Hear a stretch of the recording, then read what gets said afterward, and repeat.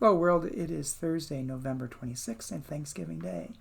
It's kind of an overcast morning this morning, but the rain has broken from yesterday and it appears to be moving on. It's supposed to be a little warmer in the next couple of days, not terribly warm, but decent weather. And I hope you have a good Thanksgiving Day today. And today's devotion is entitled Reinventing Thanksgiving, written by Martha Spong. And Martha bases the devotion upon 2 Corinthians chapter 9, verse 6, New Revised Standard Version. The point is this: the one who sows sparingly will also reap sparingly, and the one who sows bountifully will also reap bountifully.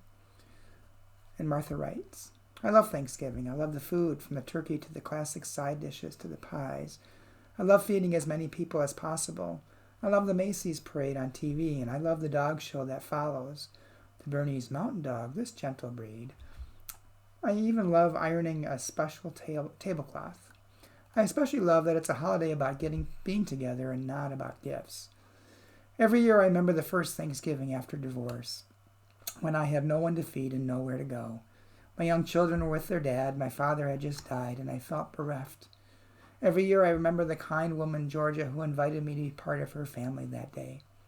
We sang together in the church choir, and it wasn't the only time she looked out for me and gave me something to be grateful for.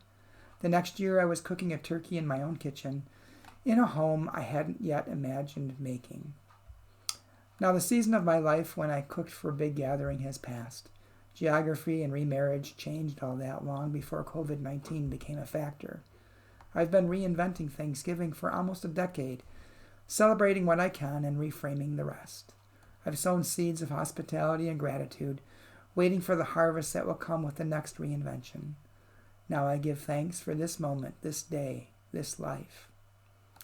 And Martha's prayer. We give thanks, gracious God, for good relationships that last, despite distance and beyond time. We give thanks for the bountiful harvest of grace you offer. Amen.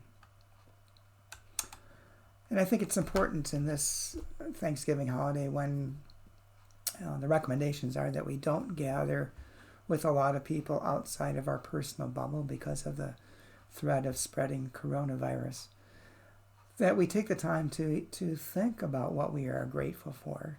This year has been a hard year for most people, economically, spiritually, emotionally, physically, in so many different ways. But there are still things that if we look, we can be grateful for. So I hope you spent some time today, this Thanksgiving Day, thinking through this last year and those moments in which you found grace, and for the little things that you can be thankful for. And think about reaching out to those that you know who may not have anyone to think of them or care for them. Maybe you can't invite them over, but you could bring them a plate of food or a telephone call or even a Zoom video meeting, or FaceTime, or whatever way you can to actually see them and chat with them and let them know that you're thinking of them. There's lots of different ways we can still build community even though we may be physically separated. So I hope you have a good Thanksgiving Day today, and I hope to talk to you again tomorrow. Take care.